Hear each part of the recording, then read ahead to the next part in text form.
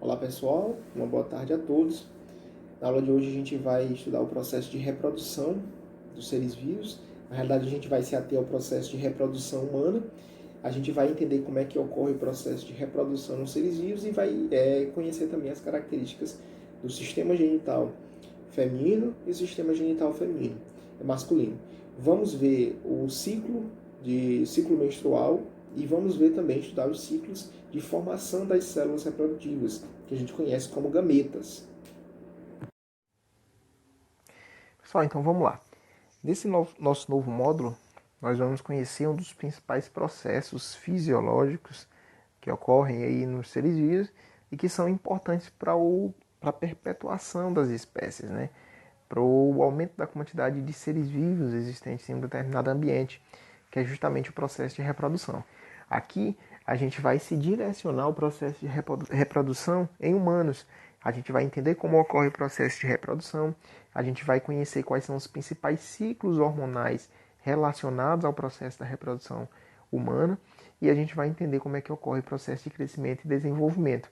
A gente vai entender as características reprodutivas direcionadas ao corpo do homem e as características reprodutivas direcionadas ao corpo da mulher. E a gente vai também, além disso, estudar aí como é que ocorre o processo de produção das células reprodutoras, que a gente conhece como gametas. Para isso, a gente vai primeiro recordar alguns conceitos, que são conceitos importantes para que a gente entenda o processo de reprodução. O primeiro conceito é o conceito de reprodução. O que é reprodução? O que é reproduzir? Reprodução, em biologia, é simplesmente um processo, né, de geração, de formação de um indivíduo a partir de um outro indivíduo. A gente vai relembrar quando a gente viu lá no sexto ano a teoria celular, que era a teoria que explicava que os seres vivos eles eram formados por células, e a gente vai ver que o processo de reprodução está diretamente ligado ao processo de formação e de composição dos seres vivos pelas células. E o outro conceito é o conceito de fecundação. Né? O que é fecundação? É simplesmente o processo de união da célula, do gameta masculino com o gameta feminino. É a união das células reprodutivas femininas e masculinas a gente conhece como fecundação. Então aqui, ó, o conceito, né, reprodução, é a função através da qual os seres vivos eles garantem a continuidade de uma espécie a qual eles pertencem. O processo de reprodução, então, ele é o principal processo responsável pelo aumento, né, das espécies que são encontradas na natureza. E o nosso segundo conceito, conceito de fecundação. Né? A fecundação é a união do óvulo com o espermatozoide. Lembrando que o óvulo ele é o gameta feminino, ou seja, a célula reprodutiva feminina, e o espermatozoide é a célula reprodutora masculina.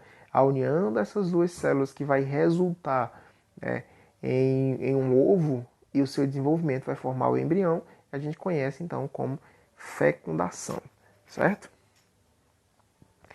A reprodução, pessoal, ela pode ser de dois tipos: a reprodução sexuada e a reprodução assexuada. Isso aí também a gente já viu. Na reprodução assexuada, eu tenho que um organismo sozinho ele vai poder dar origem a um novo organismo. Um ser vivo sozinho vai conseguir formar um novo ser. Já na reprodução sexuada, eu vou ter obrigatoriamente que apresentar que ter dois indivíduos de sexos diferentes, um masculino e um feminino, um homem e uma mulher, e esses dois indivíduos eles vão, a partir do processo de fecundação, dar origem a um novo ser, tá certo? Essa fecundação, após ocorrer a fecundação, no processo de reprodução sexuada, a união do gameta feminino com o gameta masculino vai dar origem a uma célula, que é chamada de ovo, né? Célula ovo, ou zigoto. Então, a união do espermatozoide com o óvulo dá origem a um zigoto. E esse zigoto se desenvolve formando o embrião. Então tá aqui, ó, união do óvulo com o espermatozoide forma o embrião.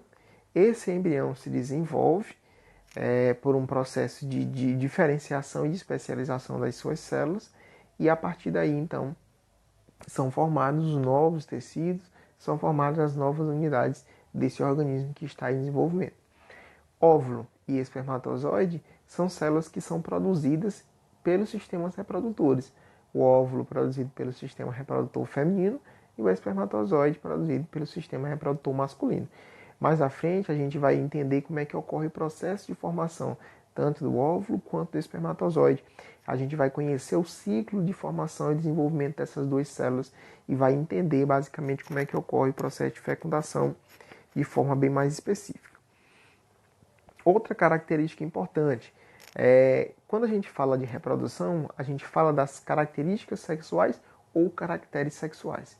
Quando a gente fala de caracteres sexuais, a gente fala de características masculinas e de características femininas, ou características sexuais primárias femininas e características sexuais secundárias femininas e características primárias e secundárias masculinas. Professor, peraí, eu não entendi. Para você entender, pessoal, é bem simples. Existem algumas características que a gente chama de características sexuais primárias, ou caracteres sexuais primários. Por que primários? Porque são as primeiras características que se desenvolvem tanto em um homem quanto em uma mulher, que se desenvolvem em uma moça e em um rapaz. E as características sexuais secundárias são aquelas características relacionadas ao processo de reprodução que surgem posteriormente às primárias, ou seja, são aquelas que surgem depois, certo? As características do corpo humano, né, que distinguem o sexo masculino e o sexo feminino, a gente chama então características sexuais, que podem ser primárias ou secundárias. Quando se observa um bebê, por exemplo, é difícil se perceber a diferenciação entre um homem e uma mulher, ou entre um rapaz e uma moça. Por que que isso é difícil de se perceber? Por que que não consigo distinguir só olhando para os dois? Porque eles ainda não têm, pessoal, uma diferenciação entre as características sexuais primárias e as características sexuais secundárias, certo? Ainda não há uma diferenciação. Essa diferenciação só vai surgir, né, nas fases posteriores, após o desenvolvimento dos órgãos sexuais, após o surgimento das características sexuais primárias, como é o aparecimento de barba em homens, o aparecimento de um maior aporte muscular nos homens, o surgimento de seios nas mulheres, ou o alargamento dos quadris nas mulheres. Essas são as características sexuais que podem diferenciar, então, o indivíduo do sexo masculino do indivíduo do sexo feminino. E essas características são elas que vão definir justamente a ocorrência do processo de reprodução. Tá certo? Então, somente os órgãos sexuais exteriores é que são utilizados para distinguir os bebês. Já em rapazes e moças, existem as características sexuais primárias e secundárias que nos permitem distinguir os sexos. Características sexuais primárias, quais são? Em um rapaz, características sexuais primárias são a presença dos órgãos sexuais, né, o pênis e o escroto, ou como a gente conhece, testículo, e na mulher, o desenvolvimento, né, de uma estrutura que a gente conhece como pudendo, né, que é justamente a estrutura utilizada como meio para o processo de reprodução. Ao longo do crescimento dos indivíduos, né, vão então se desenvolvendo as características, e essas características elas se tornam mais evidentes, como características femininas ou masculinas. Essas características, então, a gente chama de características sexuais secundárias, que são aquelas características que vão surgir posteriormente no indivíduo. Essas características elas só são mais observadas após a finalização ou início dos ciclos hormonais, né, que são períodos em que a quantidade de hormônios, tanto no homem quanto na mulher, irá variar. No homem, o principal hormônio que vai variar, dando origem às características sexuais secundárias, é a testosterona. Na mulher, um dos principais hormônios, ou os principais hormônios que estão ligados ao surgimento das características secundárias, são o estrogênio, que é considerado o hormônio feminino, e, além do estrogênio, a progesterona, que é um outro hormônio que vai fazer parte do ciclo menstrual e que vai estar diretamente relacionado ao surgimento das características secundárias. Quais são as principais características secundárias que a gente consegue identificar em rapazes e moças? As características secundárias em rapazes, a gente consegue observar o surgimento de barba, maior desenvolvimento de um aporte muscular durante a fase da puberdade, né? e um maior desenvolvimento dos órgãos sexuais. Nas mulheres, surgimento também de pelos pubianos, né, uma característica. Nas mulheres ou nas moças, a gente consegue observar o surgimento dos seios, desenvolvimento dos quadris e surgimento também dos pelos pubianos. Então, ó, em homens, quais são as principais características que vão se desenvolver, né, secundárias, que são aquelas que vão surgir principalmente durante a fase da puberdade?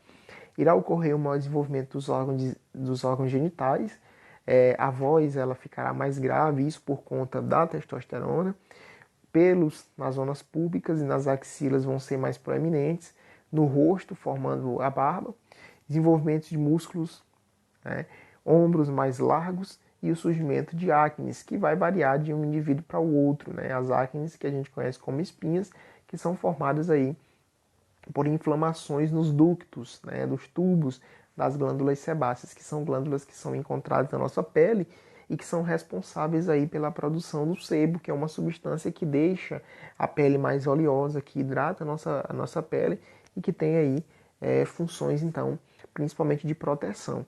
Esses ductos dessas glândulas às vezes acabam entupindo, né? E aí vão dar origem a inflamações. Essas inflamações que a gente conhece como espinha ou acne. Então essas são as principais características encontradas em rapazes secundárias, além também da produção do esperma, né? Que é justamente o material onde vão estar presentes as células reprodutoras masculinas. Em moças, desenvolvimento dos órgãos genitais, pelos na região pública e nas axilas, desenvolvimento de seios, o quadril mais largo, desenvolvimento também de acne e o surgimento de um ciclo menstrual, em uma fase, como eu já falei, que a gente conhece como puberdade. Esse ciclo menstrual que vai ser mediado pela presença de hormônios, então é um dos principais responsáveis pelo desenvolvimento aí das características que a gente citou anteriormente, secundárias na mulher, e vai ser também responsável aí pela ocorrência do processo de reprodução. Quais são as modificações que a gente então consegue observar nas meninas durante o nascimento, desde o nascimento até a fase adulta? Durante o nascimento, a gente não vai conseguir fazer uma distinção, né, tão fácil aí entre os indivíduos do sexo masculino e do sexo feminino. Porém, com o crescimento, essas características elas vão se tornando mais evidentes e a gente consegue então fazer uma diferenciação mais fácil. Quais são? Observe o seguinte. Primeiro, desenvolvimento aí da estrutura corporal, né, que ainda é muito semelhante, mas aí há inicialmente o surgimento de um rosto diferenciado, a condição capilar diferenciada, chegando na fase da puberdade, o desenho corporal vai se alternando, surgimento de seios, ausência de pelos na face, são algumas características das mais simples que a gente consegue distinguir. Bom, pessoal, então a gente fica por aqui. Esses são os principais conceitos que a gente vai associar para que a gente entenda o processo de reprodução. Essas são as principais características que a gente consegue diferenciar entre homens e mulheres.